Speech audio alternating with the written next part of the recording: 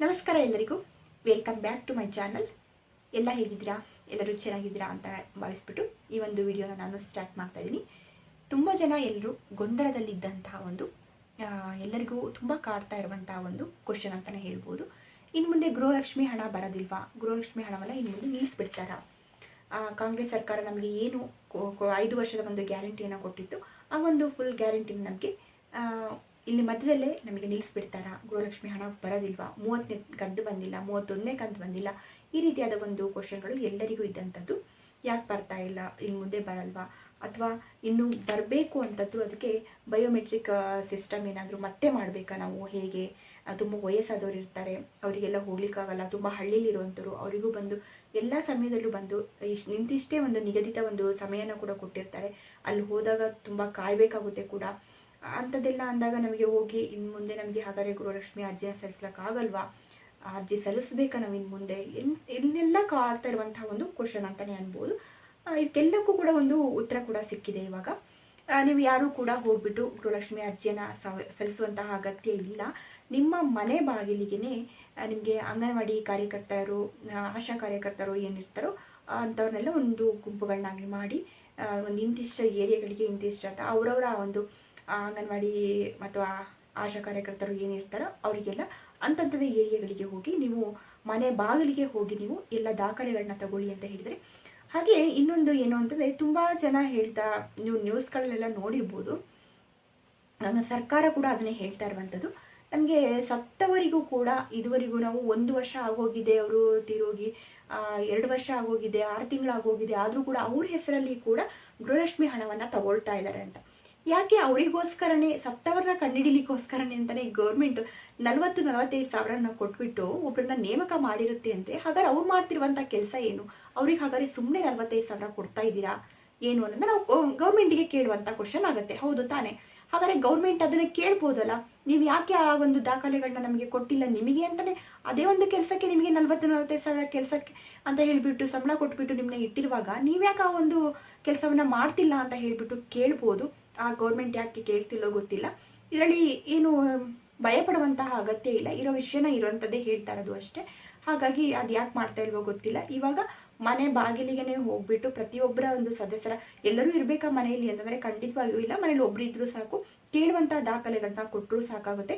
ಅವ್ರಿಗೆ ಏನು ಕೇಳ್ಬೋದು ಅಂತಂದರೆ, ವೋಟರ್ ಐ ಡಿ ಅಂತೂ ಖಂಡಿತವಾಗಿಯೂ ಎಲ್ಲರ ಹತ್ರನೂ ಇರಬೇಕು. ಯಾಕಂದರೆ ಗೌರ್ಮೆಂಟ್ ಕೂಡ ಕೇಳುತ್ತೆ, ನೀವು ವೋಟೇ ಹಾಕಿಲ್ಲದೆ ನಮಗೆ ಹೇಗೆ ನಾವು ಕೊಡುವಂಥ 2,000 ಹಣವನ್ನು ನೀವು ತೊಗೊಳ್ತಿದ್ದೀರಾ ಅಂತ ಕೇಳ್ಬೋದು ಅಲ್ವಾ? ಹಾಗೆ ಎಷ್ಟೋ ಜನ ಆ ಥರ ಕೂಡ ಆಗಿರುವಂಥದ್ದಿದೆ. ಬರೀ ಆಧಾರ್ ಕಾರ್ಡನ್ನು ಕೊಟ್ಬಿಟ್ಟು ಗೃಹಲಕ್ಷ್ಮಿ ಹಣವನ್ನು ಪಡೆದುಕೊಳ್ತಾ ಇದ್ರು ಇಷ್ಟ ತನಕ.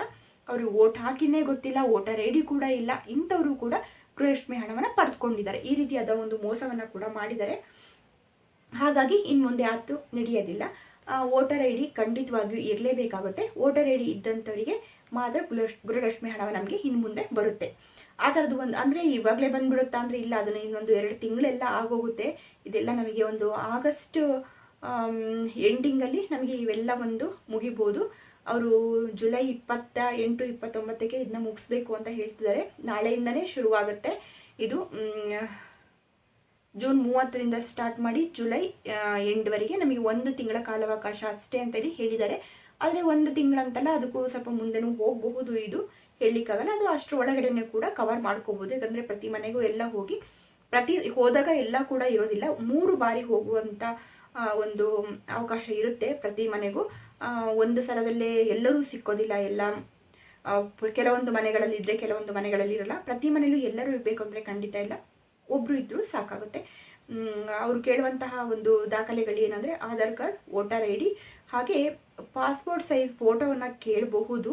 ಕೆಲವರಿಗೆ ಮಾತ್ರ ಇರುತ್ತೆ, ಎಲ್ಲರಿಗೂ ಕೂಡ ಇದು ಕಡ್ಡಾಯ ಇರೋದಿಲ್ಲ. ಕೆಲವೊಬ್ಬೊಬ್ಬರು ಒಂದು ಮುಖಚರ್ಯೆ, ಅದರಲ್ಲಿ ಆ ಒಂದು ಫೋಟೋದಲ್ಲಿ ನಿಮಗೆ ಫಾರಮಲ್ಲಿ ಏನು ಬಂದಿರುತ್ತೋ ಆ ಒಂದು ಫಾರಮಲ್ಲಿ ನೀವು ಹಿಂದೆಯೇ ನಮಗೆ ನಮ್ಮ ಹೆಸರು, ಫೋಟೋ ಎಲ್ಲನೂ ಕೂಡ ನಮ್ಮ ಅಡ್ರೆಸ್ ಫುಲ್ ಬಂದಿರುತ್ತೆ. ಅದರಲ್ಲಿ ಅದನ್ನೇ ಅವ್ರು ನಮಗೆ ಫಿಲಪ್ ಮಾಡೋದಿರುತ್ತೆ. ಅದರಲ್ಲಿ ಏನಾದರೂ ನಿಮ್ಮ ಹೆಸರು, ಆ ಒಂದು ಮುಖಚರ್ಯೆ ಏನಾದರೂ ಚೇಂಜ್ ಕಾಣ್ತಾ ಇದೆ ಅಂದರೆ ಖಂಡಿತವಾಗಿಯೂ ನಿಮಗೆ ಇನ್ನೊಂದು ಫೋಟೋವನ್ನು ಕೂಡ ಕೊಡಬೇಕಾಗುತ್ತೆ.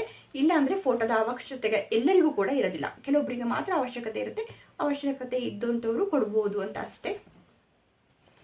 ಹಾಗೆಯೇ ಅವರು ಅರ್ಜಿ ಸಲ್ಲಿಸಿರುವಂಥ ಫಾರಮಲ್ಲಿ 2 ಫಾರಮ್ಗಳನ್ನ ಕೊಡ್ತಾರೆ. ಅದರಲ್ಲಿ 2 ಫಾರಮಲ್ಲಿ ಒಂದು ಫಾರಮನ್ನು ನಿಮಗೆ ಕೊಡ್ತಾರೆ, ಇನ್ನೊಂದು ಫಾರಮನ್ನು ಅವ್ರು ತೊಗೊಂಡು ಹೋಗುವಂಥದ್ದು ಇರುತ್ತೆ.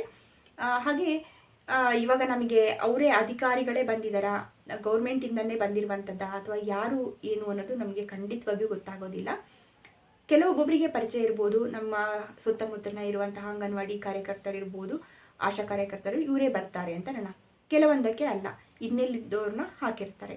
ಅಂಥ ಸಂದರ್ಭದಲ್ಲಿ ಗೊತ್ತಾಗಲ್ಲ. ಹಾಗೆ ಇಂಥ ಸಂದರ್ಭಗಳಲ್ಲೇ ಕಳ್ಳರು ಕೂಡ ಜಾಸ್ತಿ ಆಗೋಂತಾಗ್ತಿರುತ್ತೆ. ಹಾಗಾಗಿ ನೀವು ಗೋಲ್ಡ್ ಎಲ್ಲ ಹಾಕೊಂಡು ಹೊರಗಡೆ ಹೋಗಿ, ಇಲ್ಲ ಹಳ್ಳಿಗಳಲ್ಲಿ ಏನಪ್ಪ ಅಂತಂದರೆ ಯಾರೋ ಒಬ್ಬರು ಅಧಿಕಾರಿಗಳು ಬಂದಿದ್ದಾರೆ ಅಂದರೆ ಅವ್ರನ್ನ ಮನೆ ಬಾಗಿಲು ಒಳಗೂ ಇರಲಿ, ಮನೆ ಒಳಗೂ ಕರೆದ್ಬಿಟ್ಟು, ಟೇಬಲ್ವರೆಗೂ ಕರೆದ್ಬಿಟ್ಟು, ಚೇರ್ ಹಾಕಿ ಕೂರಿಸಿ ಊಟ ಹಾಕುವಂಥದ್ದು ಕೂಡ ಕೆಲವೊಂದು ಅಷ್ಟೊಂದು ತುಂಬ ಪಾಪದ ಜನ ಅನ್ನೋ ಥರವ್ರು ಇರ್ತಾರೆ. ಬಟ್ ಹಾಗಾಗಿ ನೀವು ಯಾರೇ ಬರಲಿ ಮನೆ ಒಳಗಡೆ ಬಿಡಬೇಡಿ, ಗೇಟಿಂದ ಒಳಗಡೆನೇ ಬಿಡಬೇಡಿ, ಇಲ್ಲ ಮನೆ ಒಳಗಡೆ ಬಿಡಬೇಡಿ, ಮನೆಯಿಂದ ಹೊರಗೆ ಬಿಟ್ಬಿಟ್ಟು ಅವ್ರನ್ನ ಅವ್ರಿಗೆ ಏನು ಬೇಕೋ ಆ ಒಂದು ಇನ್ಫಾರ್ಮೇಷನ್ನ ಕೊಟ್ಬಿಟ್ಟು ಅಲ್ಲಿಂದನೇ ಕಳಿಸಿ. ಹಾಗಾಗಿ ಅವರು ನಿಜವಾಗ್ಲೂ ಅಧಿಕಾರಿಗಳೇ ಬಂದಿರ್ತಾರ, ಕಳ್ಳರು ಬಂದಿರ್ತಾರ ಗೊತ್ತಾಗೋದಿಲ್ಲ. ಹಾಗಾಗಿ ಇದನ್ನ ಪ್ರತಿಯೊಬ್ಬರು ನೆನ್ಪಿಟ್ಕೊಳ್ಳಿ. ಗೋಲ್ಡ್ ಎಲ್ಲ ಹಾಕ್ಕೊಂಡು ಆ ಥರ ಎಲ್ಲ ಸುಮ್ಮನೆ ಹಾಗೆ ಚೈನ್ ಎಳ್ಕೊಂಡ್ಬಿಟ್ರು ಹೋಯ್ತು. ಇವಾಗಿನ ಒಂದು ಚಿನ್ನದ ರೇಟಲ್ಲಿ ತುಂಬಾ ಕಷ್ಟ, ಒಂದು ಸ್ವಲ್ಪ ಸಿಕ್ಕಿದ್ರು ಸಾಕು ಅವರಿಗೆ ಅನ್ನೋಂಗಿರುತ್ತೆ. ಹಾಗಾಗಿ ನೀವು ಯಾರನ್ನೂ ಮನೆ ಒಳಗಡೆ ಬಿಟ್ಕೊಂಬೇಡಿ, ಮನೆ ಹೊರಗಡೆನೆ. ಇದು ನನಗೆ ಹೇಳಬೇಕನ್ನಿಸ್ತು, ಹೇಳಿದೆ ಅಷ್ಟೇ. ನಮ್ಮ ಸೇಫ್ಗೋಸ್ಕರ ಇದು ಪ್ರತಿಯೊಬ್ಬರಿಗೂ ಗೊತ್ತಿರಲಿ ಅಂತ ಹೇಳಿಬಿಟ್ಟಷ್ಟೇ. ಗೊತ್ತಿರುತ್ತೆ ಎಲ್ಲರಿಗೂ. ಇವಾಗ ಎಲ್ಲರೂ ಹಳ್ಳಿಗಳಲ್ಲಿ ಕೂಡ ತುಂಬ ಜಾಣರಿದ್ದಾರೆ. ಆದರೂ ಕೂಡ ಒಂದು ಹೇಳೋಣ ಅಂತ ಅನ್ನಿಸ್ತು, ಹೇಳಿದೆ ಅಷ್ಟೇ. ಒಂದು ಮುನ್ನೆಚ್ಚರಿಕೆ ಅನ್ನೋ ರೀತಿಯಲ್ಲಿ. ಯಾಕಂದರೆ ಆ ಟೈಮಲ್ಲಿ ಕೆಲವರಿಗೆ ನೆನಪಿಗೆ ಎಷ್ಟೇ ಒಂದಿದ್ರು ಆ ಟೈಮಿಗೆ ನೆನಪಿಗೆ ಬರುತ್ತಾ ಇಲ್ಲ. ಹಾಗಾಗಿ ಹೇಳಿದೆ, ಯಾರೇ ಇದು ಹೊರಗಡೆ ನಿಲ್ಲಿಸ್ಬಿಟ್ಟು ಅವರಿಗೆ ಇನ್ಫಾರ್ಮೇಷನ್ ಕೊಟ್ಬಿಡಿ, ಇದಿಷ್ಟೇ. ಹಾಗಾಗಿ ನೀವೇನು ಭಯ ಪಡುವಂತಹ ಅಗತ್ಯ ಇಲ್ಲ. ಗೃಹಲಕ್ಷ್ಮಿ ಹಣ ಸದ್ಯಕ್ಕಂತೂ ಇಲ್ಲ, ಯಾಕಂದರೆ ಇವೆಲ್ಲ ಮುಗಿಯೋಷ್ಟೊತ್ತಿಗೆ ನಮಗೆ ಒಂದು ಆಗಸ್ಟ್ ಸೆಪ್ಟೆಂಬರ್ ಆಗಿ ಹೋಗ್ಬೋದು. ಅದರ ನಂತರ ಏನಾದರೂ ನಮಗೆ ಈ ವರ್ಷ ಕೂಡ ಏನಾದರೂ ಒಂದು ವರಮಹಾಲಕ್ಷ್ಮಿ ಹಬ್ಬ ಬರ್ತಾ ಇದೆ, ಆ ಒಂದು ಟೈಮಲ್ಲಿ ಬರೋ ಟೈಮಿಗೆ ಏನಾದರೂ ನಮಗೆ ಇದಿಷ್ಟು ಹಣವನ್ನು ಒಟ್ಟಿಗೆ ಹಾಕಬಹುದೇನೋ ಅನ್ನೋದೊಂದು ನೋಡೋಣ. ಮಹಿಳೆಯರಿಗೋಸ್ಕರ ಏನಾದ್ರು ಈ ರೀತಿಯಲ್ಲಿ ಒಂದು ನಾವು ಸೇವ್ ಮಾಡಿದ್ರು ಅಲ್ಲೇ ಸೇವ್ ಆಗಿ ಅಷ್ಟು ತಿಂಗಳ ಹಣ ಒಟ್ಟಿಗೆ ಬರಬಹುದಾ ಅನ್ನೋದೊಂದು ಇದೆ. ನೋಡೋಣ, ವರಮಹಾಲಕ್ಷ್ಮಿ ಹಬ್ಬ ಟೈಮಿಗಂತೂ ಬರ್ಬೋದೇನೋ, ಅಷ್ಟೊತ್ತಿಗೂ ಎಲ್ಲ ಸರಿಯಾಗಿ, ಇಲ್ಲ ಅಂದರೆ ಅದಕ್ಕೂ ಮುಂದೆ ಆಗಬಹುದೇನೋ ಅಂತ. ಸದ್ಯಕ್ಕಂತೂ ಗೃಹಲಕ್ಷ್ಮಿ ಹಣ ಬರುವಂಥದ್ದಿಲ್ಲ, ಆದರೆ ಮುಂದೆ ಖಂಡಿತವಾಗಿಯೂ ಬರುತ್ತೆ. ಇದು ನಿಂತಂತೂ ಹೋಗೋದಿಲ್ಲ, ಬರುತ್ತೆ. ಆದರೆ ಇವೆಲ್ಲ ಒಂದು ಪ್ರಕ್ರಿಯೆಗಳು ಆಗಬೇಕು ಅಂದರೆ ಸ್ವಲ್ಪ ಲೇಟ್ ಆಗುತ್ತೆ.